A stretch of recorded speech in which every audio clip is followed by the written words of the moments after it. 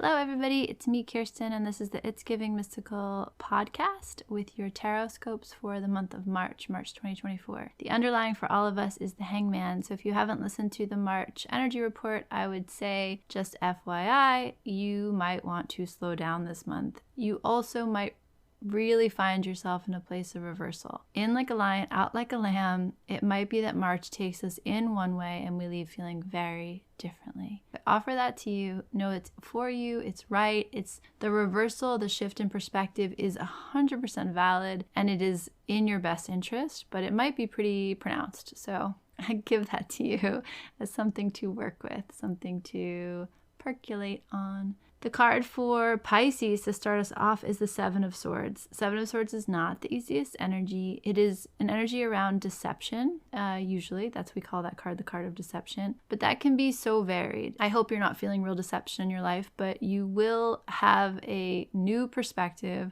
around your mental body and the way that you might be playing mind games with yourself, the way someone else might be playing mind games with you. The seven is, if we remember that kind of mystical change, that mysterious change, the alchemy. If something's happening this month where you realize you have a new perspective and you think, oh, that's not right. Like I'm not telling my truth to myself in that, or someone's not telling me the truth, or I'm not telling the truth to someone in that. There's going to be this shift where you say, I don't want that to be my life anymore. So it might be that you decide to come clean. It might be that someone comes clean with you. It might be that you are able to heal and rebalance and release some containment, some constriction, some confinement that you have placed in your own mind, your own body, your own capacity for living. It's an interesting thing to think about the ways that we harm ourselves by binding ourselves. And the Seven of Swords is always a card of kind of just deception and trickery. And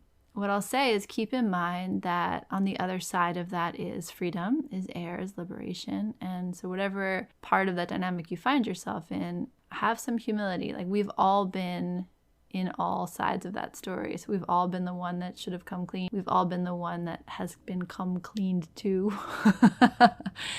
And we've all been the one that realizes that we've been our own worst enemy sometimes. So mental energy is very much with you. This idea of truth and honesty and integrity and release and liberation is also very much with you. Aries, you have the Strength card. It's just an interesting moment to find yourself in a month of March with the Strength card. The Strength is the year we're in. It means this March month will be very important for you, very indicative of what's happening, very revealing about what the greater process of 2024 is working with you on, co-creating with you on. The Strength card is a balance between gentleness and force. It is a balance between our spiritual, ethereal perfection and our earthly, messy imperfection. And even as I say that, right, it sounds like there's one's better than the other, and it's not. The Strength card is the realization that they're both sacred, they're both beautiful, they're both gifts. And it's in the weaving together of these things that the magic happens. So Aries, you might have a sense of your mystical body in a new way. You might have a sense of your physical body in your new way. What I would imagine is you have a greater sense of how beautiful it is to be both. And if we're talking about that Hangman, that reversal, and we're talking about the generative capacity of this 3-month, this Empress month, I would say there might be an expansion of your gratitude around your body, your gratitude around what it means to be here, an expansion around, it might be imperfect, it might be hard, it might be uncomfortable, but it is precious to be human. It feels like the energy that's coming through. Like, I see this a little more clearly now, and I have a little bit more humility and a little more patience and a little more gratitude that I get to be here. I get to be here like this. Taurus, 5 of Coins. Generally, this month is just, I think it might be a little more challenging than we would like it to be. But Taurus for the 5, and that's for everyone, but Taurus for the 5 of Coins. 5 of Coins is a constriction, a fear, a challenge around our physicality, and our materiality. So it could be money, it could be food, it could be our bodies, it could be our homes, it could be our intimate relationships. It's the things we can touch, the things that where touch matters, where interaction matters. And the 5 is always this feeling of loneliness. The 5 of Pentacles is challenging because we feel on the outside, we feel a little bit abandoned, we feel a little bit disconnected. know that that's normal. Like, know that that's human, that you could have it all going for you. It could look, again, like so good on paper, and you could feel a depth of loneliness that is unexplainable. Be patient, be compassionate, ask for help, reach out. Know that nearly anyone who's paying attention and everyone who's living has had the experience of loneliness and confusion and that feeling of, am I all by myself? You know, we talked about that in February, I think, like, it's been you the whole time. Yeah, it's been you the whole time. Again, from that spiritual, etheric vision of the world. From the human version of the world, it's like, can someone just hold my hand and tell me what to do? It's so human. It's so normal, and it's so kind of healthy to want people to hold you, want people to help you, want to know that you are worthy of being held and being helped. So Taurus, ask for help this month. It doesn't usually come through with the Five of Pentacles. Usually I feel in the Five of Pentacles a reach for something deeper. But here it feels like, no, I'm just kind of lonely. And I want to know someone's there with me. Someone's there with you. And if you don't have someone you immediately think of, open your heart to possibility. Open your wish, your question to the universe. Like, show me who's out there. Show me the ways in which I am not alone. Show me the ways in which I have companionship on this journey. My heart goes out to you, Taurus. I'm Taurus rising, so I'm sure I will experience this energy too a little bit this month. But my heart goes out to this. It's like, it just feels like this basic sense of, is there anybody out there? And yes, there is. I'm out there. I'm out here. I'm out there, and I'm out here. I'm in all the places, but so are you. And this world is so dynamic that you never know how, again, you like turn the corner and a brand new thing can happen. A brand new possibility can open up. Gemini, 10 of Swords. Hey, we are just really running through all the fun cards in the deck. The 10 of Swords is challenging. It is an ending that is a true ending. And in the tarot, there are 10 of every suit. The 9 is completion. So why do we have a 10? We have a 10 because we're human and we're really bad at endings, and sometimes we need that 10th sword, that 10th wand, that 10th cup, that 10th disc to be like, oh, and now there's too much. There's just too much. So the 10 of Swords is a relief in some ways. It's like, it's really done. Whatever the thing is you're wondering about, like, it's really done. And the beauty of the 10 of Swords is the sun will rise. This moment of, I can't get any deader. This thing can't get any deader. The sun will rise and a new day will dawn and you will start again. You are not your limitations. You are not your failures, your completions, your endings. You are here. You are still here. You like rage against the dying of the light, right? So Gemini, I have a lot of compassion for that experience, but I also, for me, the 9 of Swords is difficult. The 10 of Swords is almost like, thank God. Like, thank God. Whatever this thing is, it's become so dusty, so dry, so dead. Like my favorite tarot writer, she always says, when the 10 of Swords comes up, she goes, well, it can't get any deader. And I just said that before, but it's kind of this funny thing of, it's an interesting way to think about it. C'est la vie. This is done now. Where will I go next? What will happen next? There's a great liberation in the 10 of Swords. I hope you can feel that this month, Gemini. Cancer, Queen of Swords. Cancer, Queen of Swords is not your go-to. You're not a Queen of Swords kind of vibe. Cancer's not the Queen of Swords kind of vibe. And yet, I feel how appropriate this is for you this month. Queen of Swords is a straight up cold bitch about her boundaries. Like, she knows exactly what's for her and what's not for her. Cancer, you don't always know that. You are so fluid. Your experience of the world is so fluid. And your sense of what is true is so fluid, meaning you can feel the relativity and you can feel the truth in other people's emotions. Like you have a great sense of validity, of validating what other people are feeling. The Queen of Swords is kind of like, yeah, enough of that. This month you need to keep it tight. This month you need to know what's yours. This month you need to be clear in your no and clear in your yes. You layer that on top of what we're going through with this Hangman, so that reversal, that maybe love is not always giving. Maybe love is not always understanding. Sometimes love is a fierce no. And sometimes love is staying home. And sometimes love is taking care of me. That might be part of the reversal that's coming up. You layer onto it this Empress energy and the Justice energy. There's something about the way that you are loose with your boundaries, robbing you of your potency and robbing you of your creative ability and your ability to enjoy what is. It's like it becomes so diffuse that you don't even feel it anymore. Like it becomes so watered down. And the Queen of Swords is like, let's tighten it up. Let's concentrate it. Let's get it clear so that we can enjoy it, so we can live it, so we can experience life as we are, as we are intended to. Leo, Nine of Wands. So Leo, the Nine of Wands is the card of the wounded warrior. We really are like running the deck in positive cards right now. No good cards, no bad cards, but some are for sure more challenging, and we are really having a greatest hits of challenging cards. The Knight of Wands is the wounded warrior card, and there's a couple ways to understand that card, a couple ways to understand what it's like to experience the world from the same vantage point, but with a very different perspective. And one of the things I like is to compare the Rider-Waite to the Mother piece, Nine of Wands. It's always been an interesting study for me. The Nine of Wands and the Rider-Waite, the guy looks banged up. Like he has these 9 wands, he's leaning on one of them, he's got a bandage on his head, and he's like, I have fought the good fight, and I am ready. And I am so used to fighting that I don't know what it's like to stand on the road, not feel exhausted, and not feel ready for the next fight, not feel ready for the next shoe to drop. The Nine of Wands in the Mother piece is a older woman, naked, cross-legged, so at peace in the ground. She has her 9 wands arrayed behind her, and her energy is, I have lived a long life. I have fought the fight. I have been wounded. It has hurt. And I have developed a trust in myself, a knowing of myself that is unflinchable, unbreakable. So same thing, right? You live a life, you come up against these challenges, you survive. You can stand at that end of that road and look back and be like, fuck, what's coming next? Or you can stand at that road and be like, whatever's coming next, I can handle it.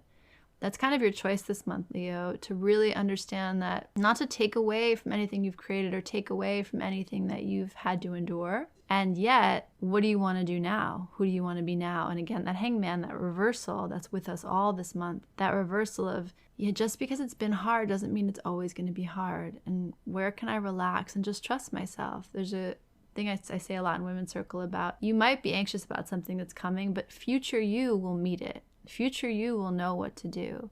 The same thing here, like, yeah, it doesn't mean you've seen your last challenge, probably not. Will you be a very different person when you stand at that gateway? Yes, 100%. Will you be ready for that challenge when it arrives at your door? Yes, 100%. Wherever you are, just know that it's not only the road you've walked, but it's how you choose to stand now that dictates so much of your current experience. Virgo, 4 of Swords. Okay, it's getting better. 4 of Swords would say to me that you should withdraw a bit this month. The 4 of Swords is like the baby hermit card. There's something about your mental energy, and in this Empress month, it's actually a beautiful invitation to create kind of a temple within your mind, a temple within your mental body that allows new information to flow through. You might be startled at what comes through. You might be really surprised at what you get inspired by, what inspiration comes down, what downloads come through, what you're able to channel through in this month, Virgo. 4 of Swords does require us to rest, to lay still, and there can be an impulse to fight that. And what I'll just say to you, Virgo, is that there's something that wants to be said, and it would behoove you to listen. Stillness is not your enemy right now. It might feel like it. It might feel like it. Things might feel like they're moving very quickly, and so you might be like, I gotta catch up. And what I would say is maybe, possibly, and I don't know for sure, but possibly, what you need to do is stay still and let the wildness pass by. You're not going to miss it. You can catch up. You're speedy. You can do whatever you need to do. There's something about holding back, pulling back, pausing that would really benefit you right now. Libra, Wheel of Fortune. The wheel is turning. Things are shifting for you, and that's all right. In March, there's again a lot of creative energy, a lot of abundant energy. There's this Hangman reversal. There's a lot happening. You add the Wheel of Fortune to that, it says to me that you will definitely not end this month where you began it. And so what do you do with that? I would offer that I would suspend all judgment this month. I would not make major decisions this month. I would take in information. I would be curious. I would sit back. I would watch, I would observe, I would get excited, I would write down what interests me, I would write down ideas, I would have a sense of what I would like, but I wouldn't be making major decisions. Things are going to change pretty significantly for you this month, for us all, but particularly for you, Libra. Enjoy that, enjoy the fact that you can sit back and just get curious, that you don't need to work this energy so hard this month. Scorpio, the Hierophant. Okay, Scorpio, what is sacred to you, right? That's the question that always comes up when the Hierophant comes up. And it seems to me like that question might be very alive for you right now. The Hierophant is always asking us to be aware of our teachers, be aware of our connection to Source, be aware of the things that keep us from connecting to Source, the things that tell us that we are separate from Source, that we are separate from the divine. So Scorpio, take that seriously this month. Like, take that seriously, that this is a sacred life. You are a sacred being, and you only get to do this way, this one time. Don't let the wind and the water and the waves carry you away. Try to just be really fully present in what matters to you. If you listen to the full monthly forecast, do that exercise of taking what is in your circle and devoting yourself to it fully and let everything else fall away. There seems to be like a whisper from the divine or from your higher self in this card that's just trying to get you to focus, trying to get you to stay here and not rush any of it away. It feels very quiet, and you just feel a little bit distracted. And so it's trying to draw your attention back. It's like trying to pull your attention back. It's a very clear energy. It's trying to get you to focus and clarify and stay still. So there you go, Scorpio. Good luck with that. Sagittarius, 2 of coins, 2 of pentacles. The card of balance, the card of earthly balance. So, it's hard to keep all the balls in the air. It's hard to keep all the irons hot. And there's something about the energy that's asking you to do and be in a lot of places. And you might be challenged by that. You might be challenged by, I've said this every time I talk about the 2 of Pentacles, I say this, so forgive me if you've heard it before, but this is the card of raising twins. I have both these things that matter very much to me, that are precious and important to me, and that I feel wholly responsible for, and there's 2 of them, and I can't keep up. It's like that. It's like that with your work and your home. It's like that with yourself and with others. It's like that with what you love and what you have to do. Like, there's all these like push-pulls. Know that is okay and part of life. And the important thing about the 2 of Pentacles is that a lot of the up in the airness, a lot of the wiggly worminess comes from you. The ground you stand on is steady, and it comes back to like, we need a lot less than we think we do. It's that, like, feel the steadiness first, and then be where you are and be where you are and be where you are, and it will all get done. It's exciting, the 2 of Pentacles. It feels like excitement. It feels like a lot of things I'm excited about, a lot of things that have a lot of potential, a lot of seeds that are bursting with life. And so it's all good stuff. Remember that, and have this sense of I get to versus I have to. Have a sense of the ground under your feet, that it's all play. Like, life is a little bit chaotic, and there's something about that to be enjoyed, not to be feared. Capricorn, 4 of Cups. Capricorn, the 4 of Cups speaks to a little bit of dissatisfaction. It also kind of speaks to, not nostalgia per se, but focusing so hard on what you want and then being so mad that it's not showing up, that you miss what's actually beautiful around you. You miss what's actually showing up for you. The 4 of Cups is a stillness and what do you call that when water doesn't like move? Not murky, but like just a lack of movement. And so the water feels kind of dull and lifeless, and that spills over into this 4 of Cups energy. 4 is stability and steadiness, and water doesn't really love that. Stagnant? No, what's the word?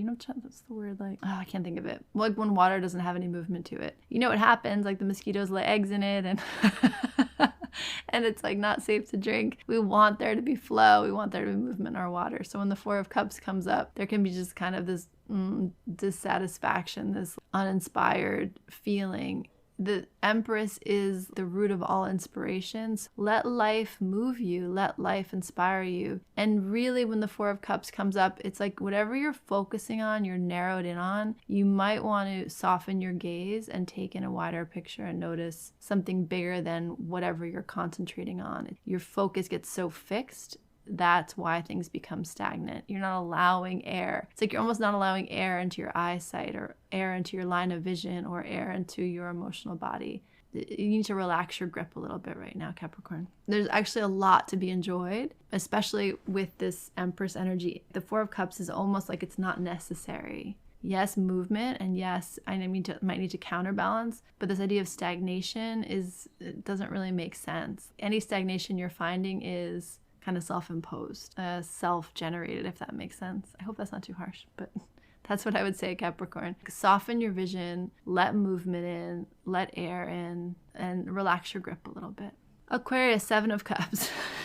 We hit all the bestsellers. The Seven of Cups is similar to the Four of Cups. It's a difficult cup energy. The Seven of Cups is this sense of longing for what's mine, longing for fulfillment and how it escapes you. The Seven of Cups is this mysterious longing you can't quite put your finger on. Like, oh, if I had more love, I'd feel it now. If I had more money, I'd feel it now. If I had more freedom, I'd feel it. If I had more glory, if I was seen more clearly, if I was appreciated more, if I was loved more, then I would feel it. And the Seven of Cups is kind of that dissatisfaction that's just part of the human condition. It has to do with what I was saying in the last week's forecast about last week's weekly energy about our heart will always long, our heart will always want more. We are ever expansive beings, and that shouldn't rob you from enjoying what is. The Seven of Cups is something is changing around what matters to you. Something is changing around what brings you fulfillment and satisfaction. That's okay. It's all right. Most important thing you can do is say what's true around what you want and own up to the things you want, even if they don't make sense to other people, even if you get pushback, even if you can't quite say why it matters. The feeling that it matters counts for a lot.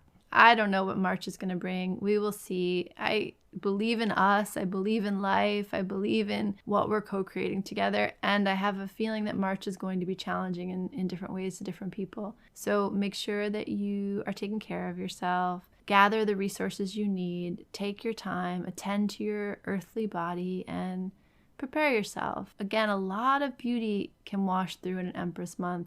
A lot of movement, a lot of creative impulse. And just be in a place where you can receive that, where you can be with that without getting washed away by it, if that makes sense. All right, sending you so much love, and yay Empress, yay springtime. Let's see what beautiful things we can create, even in a time of difficulty or constriction or confusion. Love you. Bye.